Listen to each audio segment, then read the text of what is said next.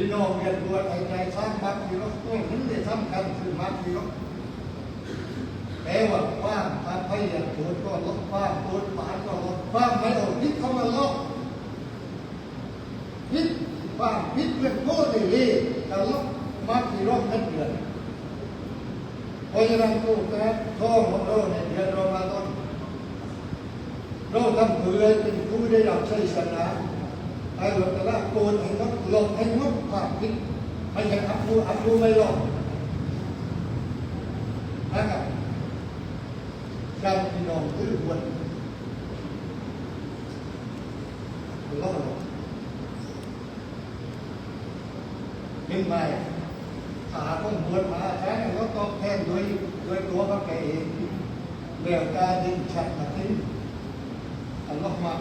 มันซ้อมาที่มานั้นผู้ใดที่คือบวชโดยอีมานไอ้ตัสดีคนวันยัติก็ดุ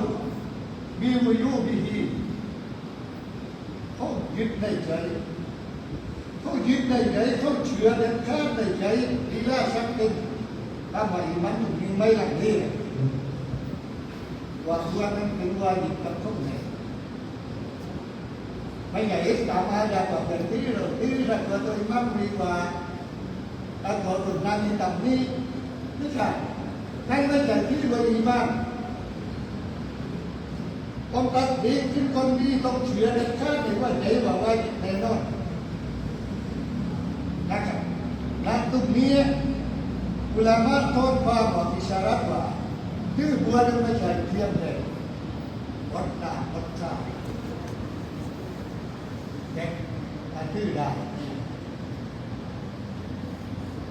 ต้องระวังรักษาอาของเรากันที่บัว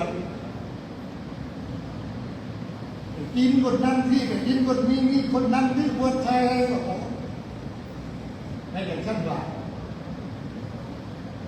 แต่ดีบอกได้คนที่บวชแต่เขาไม่ได้เลยทางนี้ได้คนยกขึ้นมาทั้งวันแต่ไม่ได้เลยทางนี้ไอ้นี่ยังไงบวชถามกันแล้วมีจำที่บวชจังเลยแล้วในบัญชีมาทางนี้ไว้ได้พอเราไม่ทราบอาขั้นที่นำมนุษย์ลุ่มนรกมากับอาไม่กลัวนรกอิบราฮิมมาหานาบีก่อนแล้วหนึ่งนรกหยุดชั้นวันไม่ได้นาบีข้อเราให้หยุดเราไม่เห็นกับตานาบีเห็นกับตาเพราะว่าอะไรนะครับคนไม่เห็นกับคนเห็นมันตัวใหญ่ยังไงคนไม่ดีเนี่ยก็เรื่องยาคูโบเนี่ยทำบ้าแก่คนเล่นเดินเขิน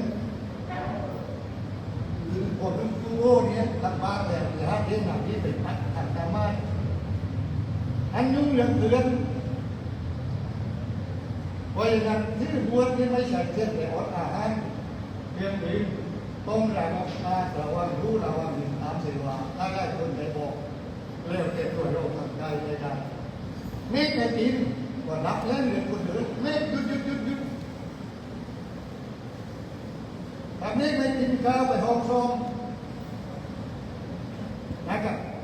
สนับสนุนการทำกิฟสันอัลกุรอานด้วยการสั่งเนื้อส่วนดานาปลายกรีนพร้อมตามทันทีครับ